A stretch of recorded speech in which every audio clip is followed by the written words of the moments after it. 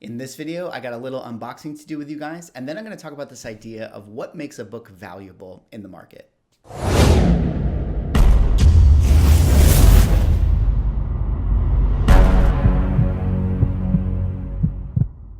Ladies and gentlemen, welcome back to another video with Swaggle.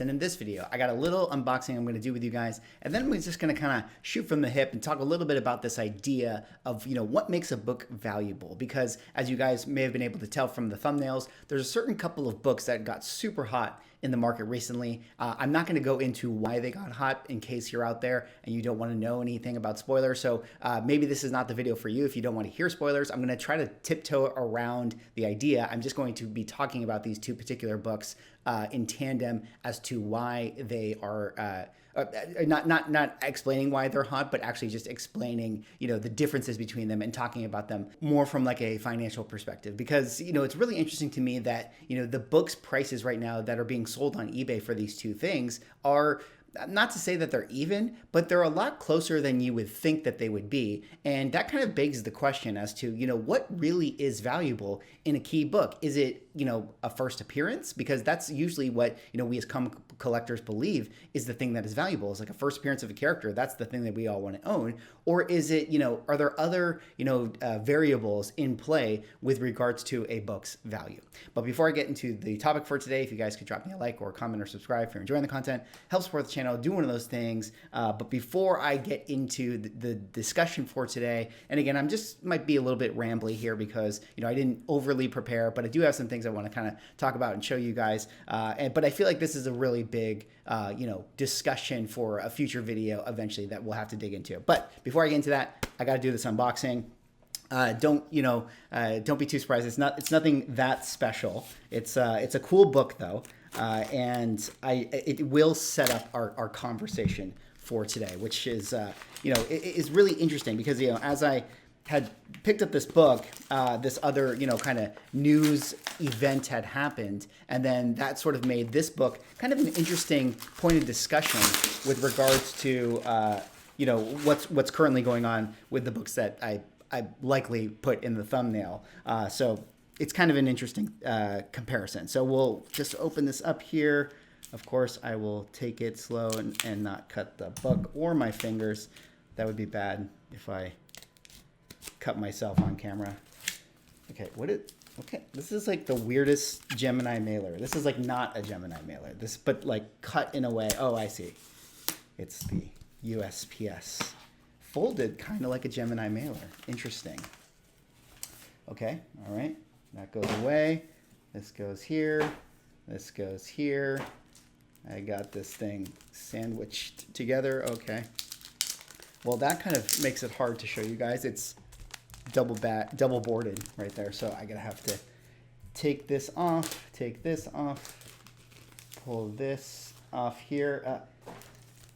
Okay, this is a side thing, but do you guys ever really get annoyed when a book is like upside down in a bag? Like the book is upside down, but the flap is over here. Like, I don't know why people board stuff like that, but it is really, really annoying in my opinion. That's like definitely one of my big pet peeves is putting a book upside down in a bag. Super, super annoying. Anyways, this is the book that I picked up right here. This is Annihilation Conquest #1. First appearance of Phyla-Vell as Quasar. So that's, I talked about this book with regards to, the news with Adam Warlock showing up to the MCU. James Gunn officially kind of announced that he would be showing up.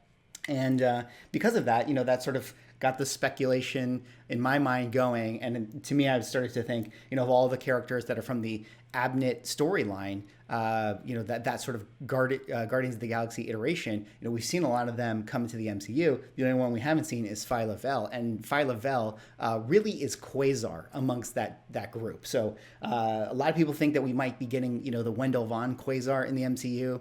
I'm not really sure who we're going to get. I really do think that, it might be the Phyla-Vell version of Quasar. I think that would probably be an easier way to get this character in. Additionally, it probably would be, something that they'd want to do just, from a diversity standpoint, just get another female character in there. So that makes sense. But this is a book that I thought was really interesting because this is Phyla-Vell as Quasar. And if we get this iteration of the character in the MCU, then I believe that this is the book that will get super, super hot. And this is not an expensive book right now, so that's why I decided to pick it up. And I did the smart thing. I ordered this early before I made my video, just in case the book did get hot. As to me talking about it, I don't think I have that much influence, but you never really know with those types of things. So that kind of sets up this discussion here today, which I think is really interesting because for those who don't know, there are two books in the market that got extremely hot recently, notably Captain Marvel 27 and Avengers 232. Now, these books, I'm not going to explain why they're hot, but I'll just say that Cap 27 is the first full appearance of the character known as Eros, who is the brother of Thanos. And then Avengers 232 is when Eros changes his name to the character Starfox. And Starfox is, typically speaking, the name of this character that, lives on throughout the rest of Marvel comic books. So a lot of people excited about this character all of a sudden. And these books are kind of like a similar situation with something like this right here, where, Phyla-Vel's first appearance is in a Captain Marvel book, which number totally escapes me. But then later on, she would become sort of a new iteration of the version of her character right here in Quasar, in this character called Quasar. And then later on, she would take up another moniker later by the name of Martyr, which is another book that I've shown off in a video previously. And so to me, it's really interesting because when we look at the numbers for these types of books, Captain Marvel 27 is a book that came out in 1973. This Avengers book, when he takes up the name Starfox, is a book that came out 10 years later in 1983.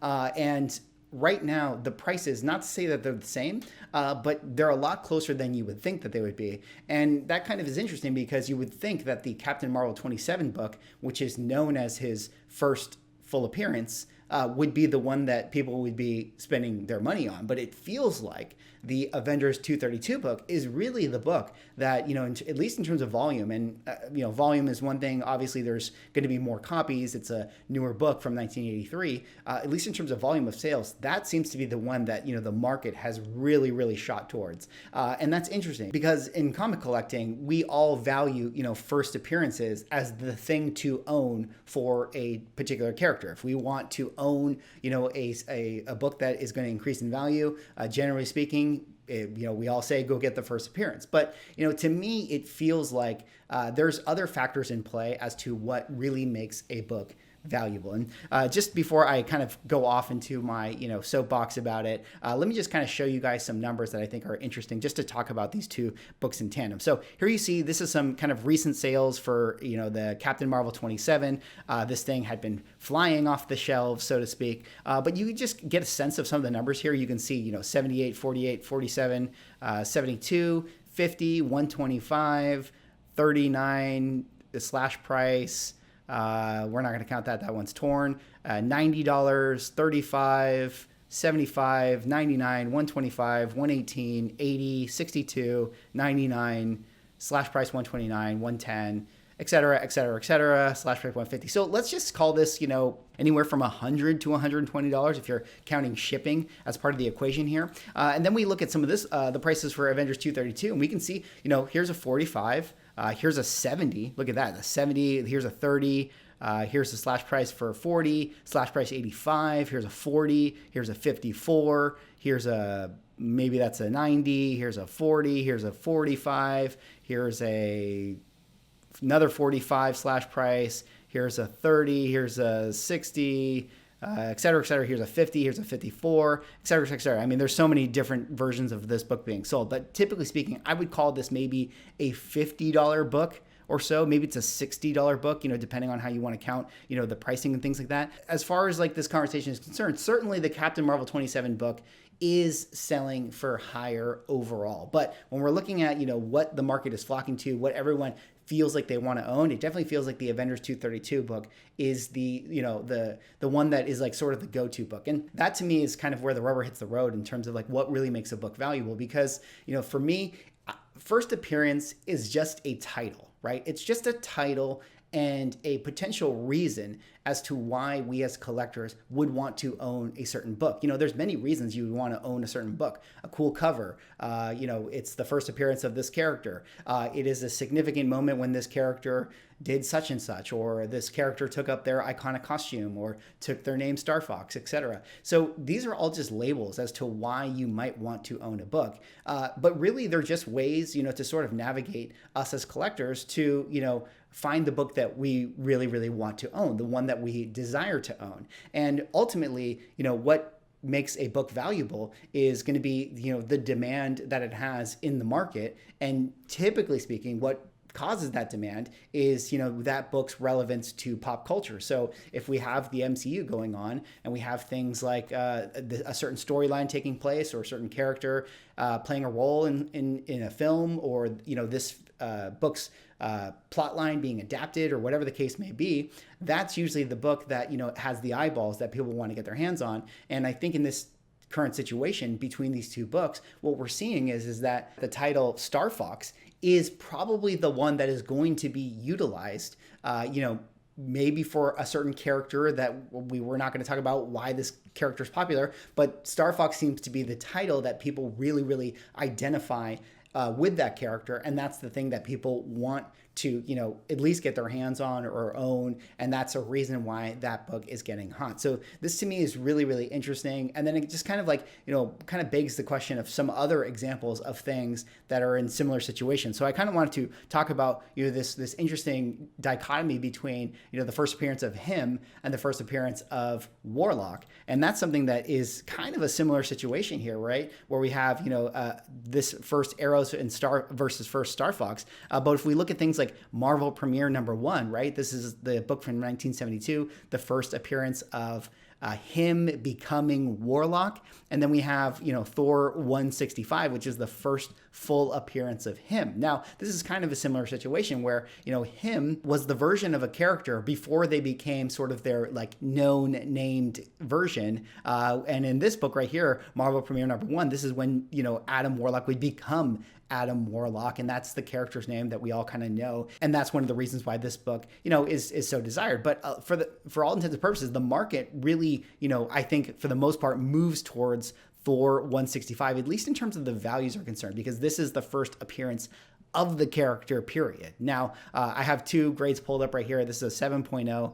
This one sold for, let's call it $1,200, just to make it easy. And then the 7.0 in comparison right here for this book sold for $503. So you can see that, the Thor 165 is a book that is twice as expensive. Now, it's always going to be a little bit hard to compare books like this because, the Thor book is about, we'll call it 6 years older than this book right here. And typically speaking, when we're talking about values of prices and things like that, I mean, generally across the board, with the exception of super mega grails and things like that, I mean, age is, one of the most significant roles in the value of a book. I mean, that just kind of dips into the supply demand equation. So it totally makes sense that Thor 165, even if it isn't the sort of go-to version of the character, that book is always going to be probably more expensive because of the age gap. So again, bringing it back to Avengers 232 and Cap 27, and to me, it feels like they're very, very similar situations to things like Marvel Premiere 1 versus Thor 165. So really interesting, and just kind of open, again, once again, begs that sort of question of what really is, the value of a book, or what really is, important to a value of a book. I mean, first appearance is just a label as to why you might want to own something, but it's not really the reason that that book is valuable. The reason that the book is valuable is because people want to own it in the supply demand, world and in the pop culture space. And that attention that is created in pop culture, forces that demand into wanting to own a book. Again, this is just my opinion. This is just how I think, sort of the supply and the demand work with in terms of comic book collecting or collecting in general. I realize that, there's precedent to older books that, might be more limited supply. But if we look at, certain examples as to what books sort of get hot, it really usually is driven by, the desire to capture the thing that sort of represents what's going on currently on the screen, whether that's a movie or video game or a TV show, or even, you know, a current run of a comic book. Anyways, that is all for this video. That was just me kind of talking about, you know, this interesting idea of like what makes a book valuable. Let me know what you guys think. I'd like to hear your guys' opinions as well. I'm really starting to think more about this idea of the label of first appearance and how, again, that I think we might put too much emphasis on that label as to why we want to own a book. Again, it is just a label and it just gives us a reason to want to own a book, but that isn't the sole reason of what brings that book value. Again, that's all I have for this video, but I will enjoy my Annihilation Conquest Quasar #1, first appearance of Phyla-Vell as Quasar. Who really knows? Maybe if we get this iteration of the character, this will be the go-to book as opposed to the Captain Marvel book that they actually made the character's first appearance in. Anyways, let me know what you guys think. Drop me a like, comment, subscribe if you're enjoying the content, and I will see you in the next video.